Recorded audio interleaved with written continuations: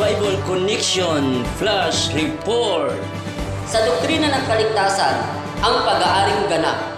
Ang isang mananampalataya na dating makasalanan sa paningin ng Diyos, siya ay inaring ganap sa pamamagitan ng pananampalataya sa dugo ni Kristo sa ikapagpapatawad sa kasalanan. Sinasabi sa Roma chapter 3 verse 24 hanggang 25. Palibhas ay inaring ganap na walang bayad ng kanyang biyaya sa pamamagitan ng pagtubos na sa kay Kristo Jesus na siyang inilagay ng Diyos na maging pangpalubag-loob sa pamamagitan ng pananampalataya sa kanyang dugo upang may pakilala ang kanyang katwiran dahil sa hindi pagpansin sa mga kasalanan na nagawa ng daang panahon sa pagpapainuod ng Diyos. Kung ang muling kapanganakan o born again ay tungkol sa pagbabago ng kalikasan, samantala ang pag-aaring ganap naman ay ang pagbabago ng kanyang kalagayan sa harap ng Diyos. Dati siya ay hinatulan, ngayon siya ay pinawalang sala. Sinasabi sa aklat ng Roma chapter 8 verse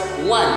Ngayon nga'y wala nang anumang hatol sa mga na kay Kristo Jesus. Sa makatuwid, ang pag-aaring ganap ay ang pagtanggap ng isang makasalanang nagsisisi na may buong kapatawaran o absolute pardon.